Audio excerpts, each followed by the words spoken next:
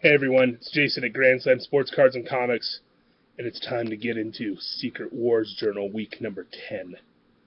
And before I do that, I'm going to have to switch this around like Stallone and over the top. It's like a new switch, because it's about to get real interesting. You know what I'm saying? We're about to talk about Secret Wars books. Not a lot of them this week, so I'll be able to kind of get through them pretty quickly, I'm hoping. So let's get going here as we get really intense. World number 2. So World was an interesting book. It was a really interesting book. Jason Aaron's kind of developing this world. It's kind of like a heavy metal book. Kind of reminds me of Thor.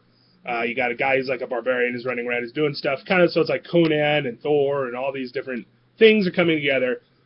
Del Mundo's art is just superbly beautiful, fun to watch. I mean, there's just giant dragons and just crazy things happening in here.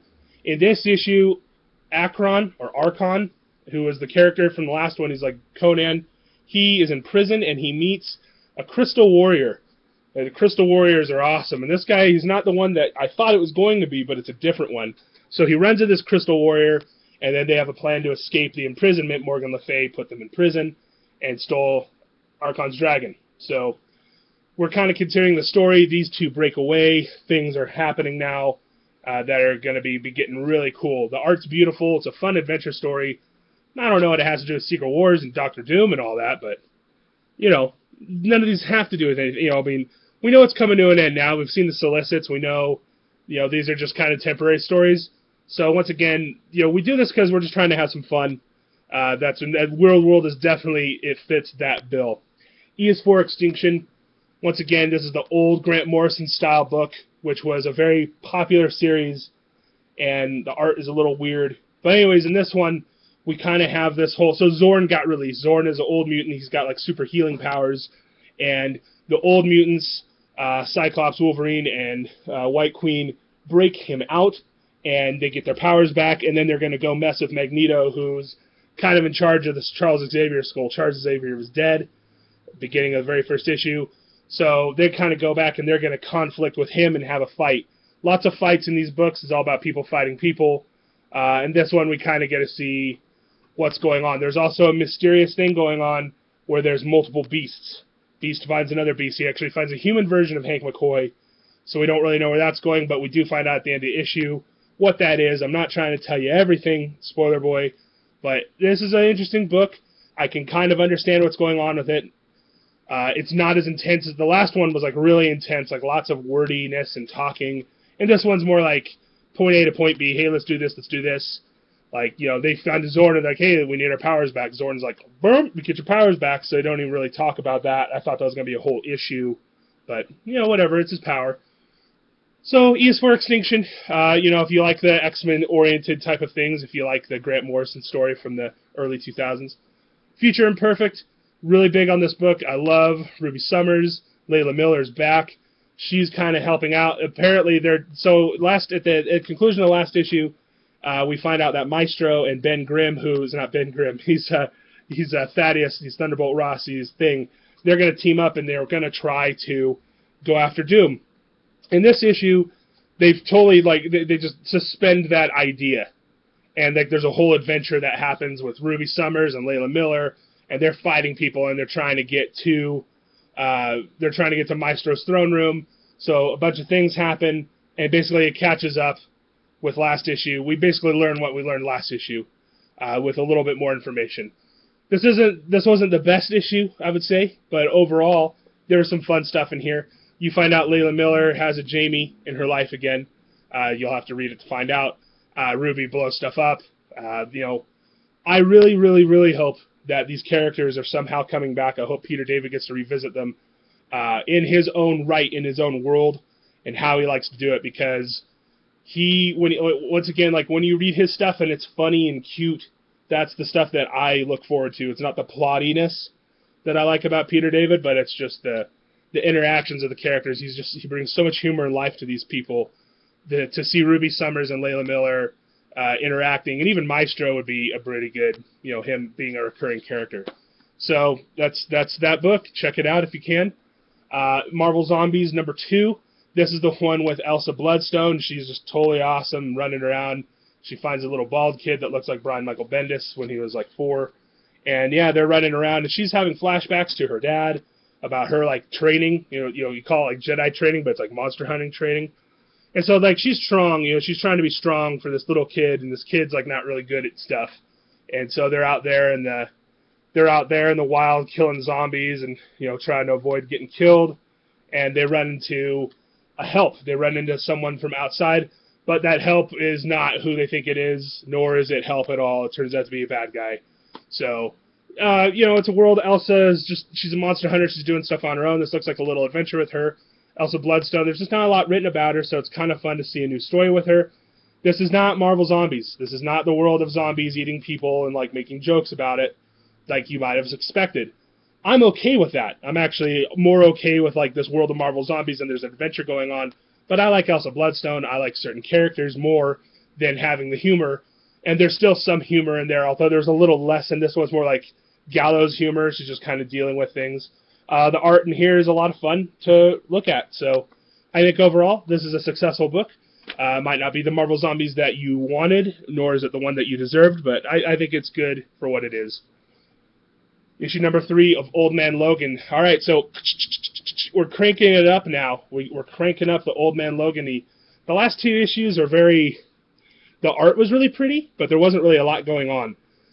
Basically you find out in 2 issues Wolverine gets over a wall, and then to find out that the wall isn't like... The world isn't what we think it is. So in this one, this is a lot more...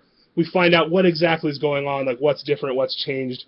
Wolverine gets out, he sees an apocalypse, he's a baron of some place, and they're like, what is this guy, what's going on, why is he old, there's now Wolverine in this world, like, we start finding out, there's new information being presented.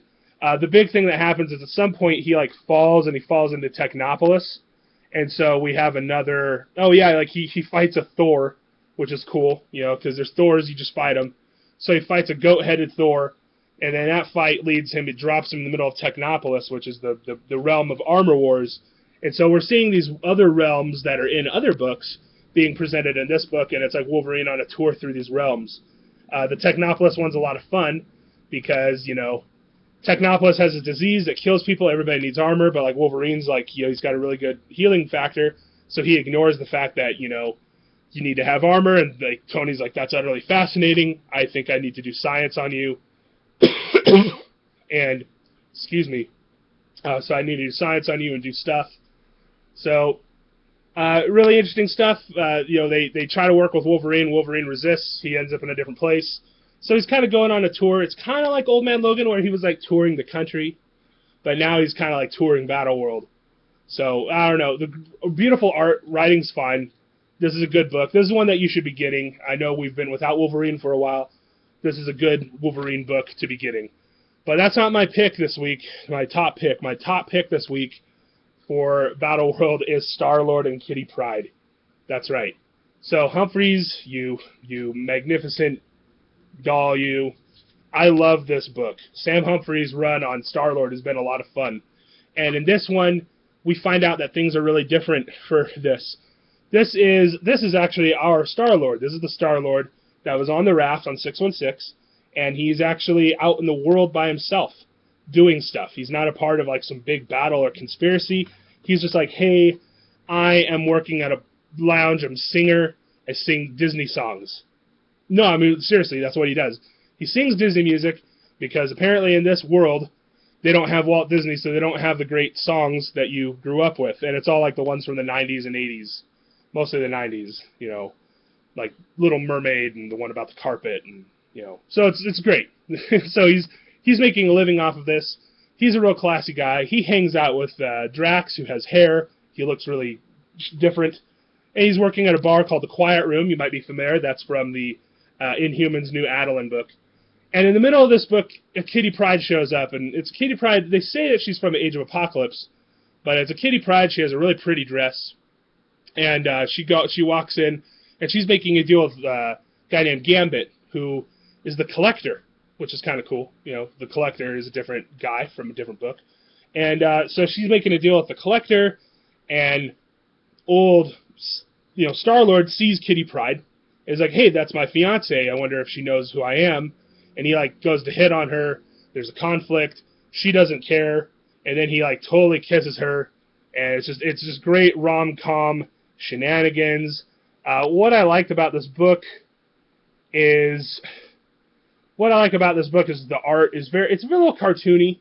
It reminds me of a Disney movie, and so this is the weird thing. Like, I know a lot of people are always like really apprehensive about like, oh, the Disney takeover of Marvel, not letting Marvel be Marvel, and this is actually like there's some Disney references in here, and it looks like a Disney thing, and it's just like, man, this is actually kind of fairy tale romance sort of thing.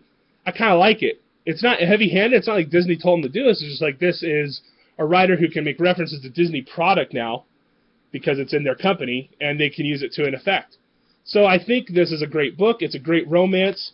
How can the love of Star-Lord and Kitty Pryde, go past the whole Battleworld thing? We'll find out. So I thought it was a lot of fun. Great art, great writing, humorous stuff. So that's my pick. Go pick up Star-Lord and Kitty Pryde. Definitely pick up Old Man Logan. All these books were pretty good this week.